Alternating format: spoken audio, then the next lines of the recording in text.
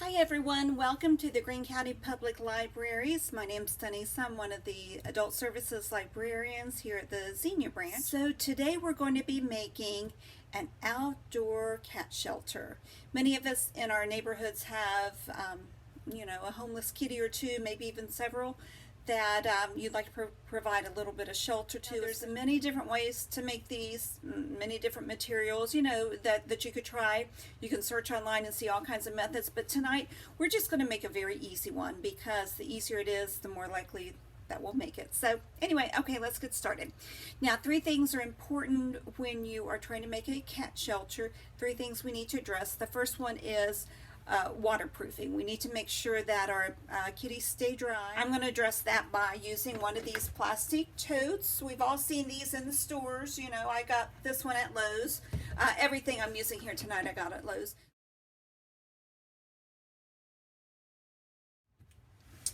So the second thing that's important to address with making a cat shelter is insulation, because you want to be able to keep the cold out as much as possible.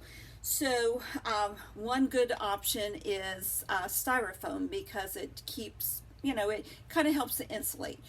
We've all used the styrofoam coolers that you can get at the grocery. So we're going to use some styrofoam. Again, there are other ways, but this is one particular way. I'm trying to use materials that are easily found, at your local stores. Okay, and then the third thing that's important to keep in mind is airspace, minimal airspace, meaning the smaller that the shelter is, the easier it will be to keep it warm inside, just because if there's a lot of empty room, inside, heat, body heat, the cat's body heat can escape, and it's just easier to heat up a smaller amount of space. But you also want it large enough that, a cat can comfortably fit inside. Maybe a couple kitties can curl and snuggle up. Alrighty, so now we will be using, again, this tote. I've got some styrofoam that I just bought, these couple of sheets of styrofoam at Lowe's, and we'll just cut them to fit the box, as best we can. And then, we're going to be using some duct tape. I've got a box cutter here to cut, an entryway, a doorway entryway for our shelter here. All right, let's get started here. Now, for an entryway, it needs to be about 6 inches or so in diameter. Large enough for the cat to get in, but not too large to let out too much heat. So I just took a bowl. So I've already traced that here, and I'm going to go ahead and take my box cutters and cut that out. So to make it a little easier to cut, I'm going to run my hairdryer over it for just a minute, try to warm the plastic up a little bit. Okay, so I'm using a box cutter. Any type of pretty sturdy utility knife, box cutter should work. Okay, so I'm just going to go ahead and press in. So I took a few minutes to cut the styrofoam to size off camera, but you would just take it. I just had these large sheets of styrofoam. You would just take it and kind of measure it around the size of your box and cut the pieces. As you can see, I've got several different four pieces of styrofoam that line the box.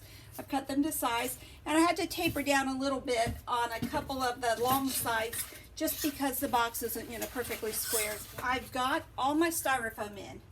Now, here's my cat door. I had cut it a little earlier, and I wrapped tape around it because of the sharp edges. Didn't want to cut kitty cat. Now, the piece of styrofoam that will go at the front here, because we've got all the other sides lined, I took a marker and drew around to trace, because I'm going to want to cut the inside of the door open as well, so kitty cat can get in and yet still maintain some insulation around the sides here.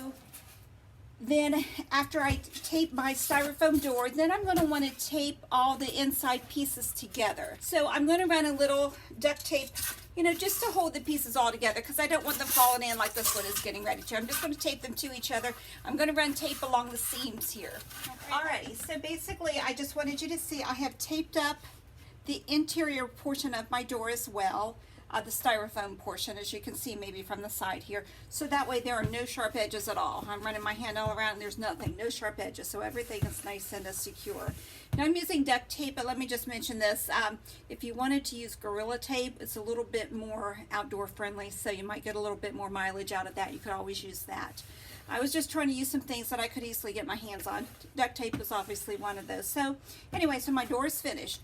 Now I've just run a little bit of tape around the corners, the edges here, just to hold my styrofoam in place so it's not going to fall. Okay, then the last thing is we've got our lid here. We're going to want to snap our lid on. And you can always, if you like, attach some pieces of styrofoam to the inside of the lid and tape it down with your duct tape or Gorilla Tape as well here, and I would put another piece here just to try to keep heat from escaping through the top. Now, final thing is we need some straw. We need something for Kitty to lay on. Now, straw is the preferred material to use inside because it stays dry. It doesn't draw moisture to it. And straw, it's important that it be straw, not hay. The reason for that is hay tends to absorb moisture from the air, and then it just holds in there, and when it gets below freezing, that can freeze, and you don't want kitty cat laying on something like that. So you want something that doesn't hold moisture and that airs out nicely. Straw is the material for that.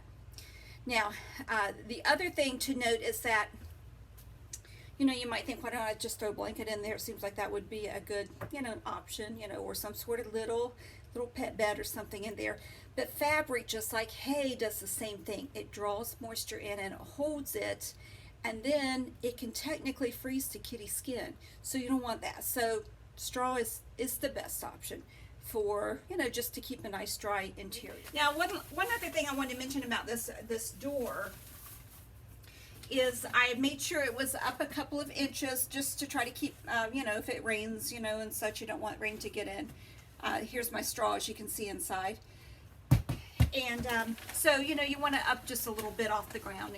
The last thing you might be thinking, what about the door? All this cold air is going to come in. So here's what you can do. There are different options, but here's an easy one. I took a plastic bag. You can use a trash bag. This is just a shopping bag. I took it and I folded it over. So it's a double, here's the fold here. It's a double piece of plastic, and I just folded it and made it kind of a square. You know, 6 by 6 is basically what we want, because remember our door is 6 inches across. So therefore I taped this, and I put my duct tape around the edges just to give it a little bit of weight, as well as hold the two, the front and back together. Okay, so now what I can do is I can place it in front of my door, and I'm just going to tape up two sides, the top and one of the sides here. That way the other side is still open for Kitty to go in. And because it's plastic, you know, Kitty can kind of push through and go right in, or, you know, kind of nose around this way and go in. So I'm just going to, you know, run a piece of tape around the top and the side, and guess what, folks?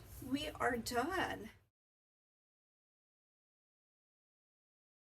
All right, so I have put a piece of my duct tape or Gorilla Tape, if you want to use that, here, and another piece right here, and that leaves this side open for Kitty to go in and out, yet it still closes to try to keep some of the cold air out. And it still is ventilated. I mean, you know, air can still get in, so you don't have to worry about, you know, Kitty not having really any air.